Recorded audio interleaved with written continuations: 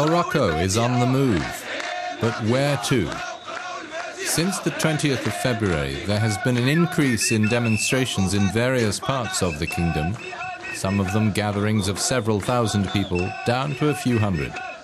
Some of them ask for more democratic governance. Some are professionally oriented, such as journalists wanting more editorial independence. University degree holders demand job opportunities. Teachers want higher salaries. Students question financial and exam procedures. So pressure on the streets is rising for Morocco's politicians. We're going to demonstrate until we have all our rights.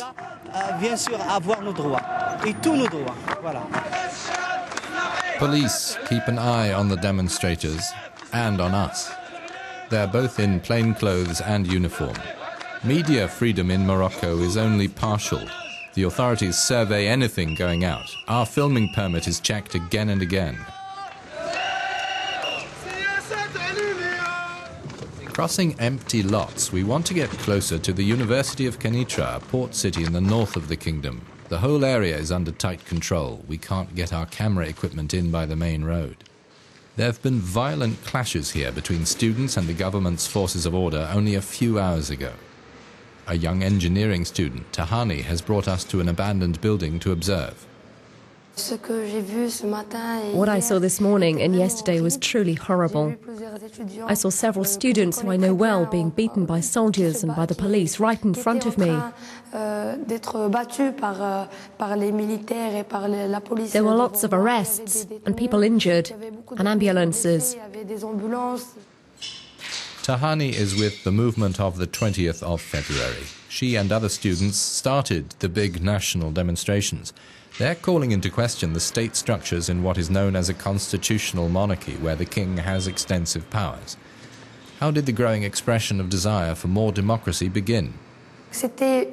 The Egyptians and Tunisians gave us hope. There were discussions on the internet and through Facebook and Twitter. We managed to organize and coordinate in almost all the towns and villages of Morocco.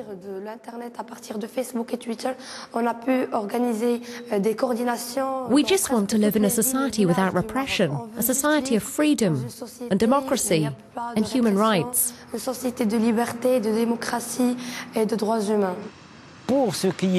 Back in Rabat, the capital, we have a meeting in the Business and Ministries Quarter with an economist, Driss Ben Ali.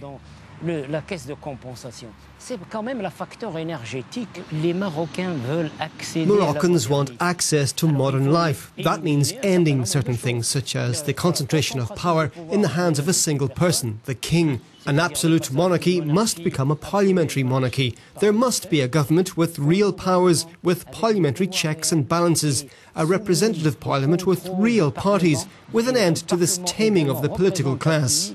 Avec des partis réels, et pour ça, cesser de domestiquer la classe politique. With street pressure rising, to general surprise, the king said he would revise the constitution, separate powers and strengthen the parliament and prime minister. Said he would put this to a referendum. While the European Union praised this, it sees a sort of race between the demonstrators who feel heartened by events elsewhere in the Arab world and the authorities who are struggling to cope with both political and economic necessities.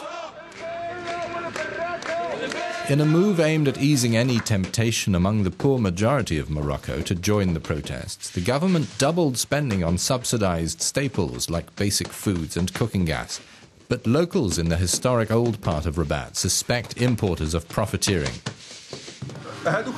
Big businesses sell these goods, they set the prices. There's no official state price stamped on the bill. It's them, the speculators, who fix them. They are the ones who get all the subsidy money, not us small-time bakers.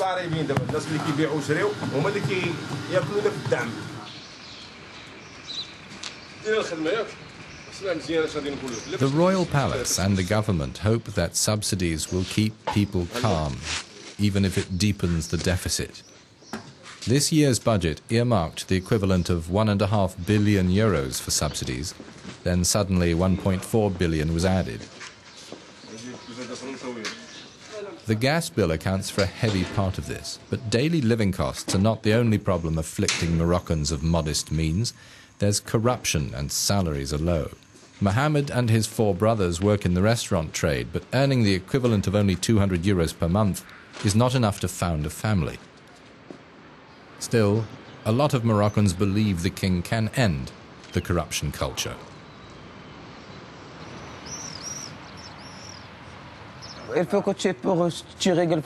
It's so normal to pay a bribe if you want a problem sorted out. God willing, the king will change all that. For the people who are out of work. For everyone. The king is good to everybody here. Mohammed delivers sushi. He knows the gap between rich and poor. The demonstrators accuse the king's entourage among the corrupt. The NGO Transparency Maroc puts it in these terms: adultery between management of the public interest and the business world. It lashes out at the administration and Morocco's justice system.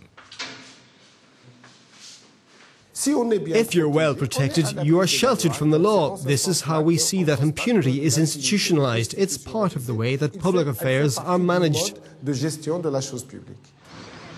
Corruption and unemployment feed the social malaise. The Islamist movement known as Justice and Charity feeds on the discontent. The movement is officially proscribed but is tolerated. It rejects the king's religious status as commander of the faithful. Nadia Yassin's father founded the movement. All these royal prerogatives leave not a crumb of power to the people. When a sacred person is surrounded by powerful friends to protect him, and of course is not subjected to the law, then corruption can only continue. We've had enough. We go to Casablanca, near the Grand Mosque. Political analyst Mohammed Darif follows the movements of justice and charity closely. It has some 200,000 followers, though he feels it is not a threat. It's hard to consider the Islamists as extremists. Islamism in the Arab world in general is the product of political exclusion. The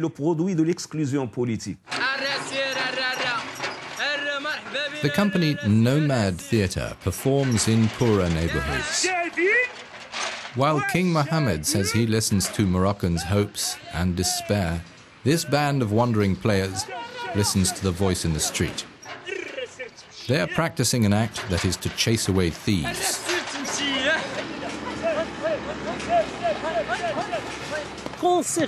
When we serve up a story with magic and atmosphere, it lets the spectator dream. We bring a dream to places where dreams are fading. What social dream will the street protests bring? This June, the Constitutional Committee will make its proposal: a parliamentary monarchy or simply a modified absolute monarchy. It can be dangerous to dream. As we filmed outside the Royal Palace in Rabat, all went well.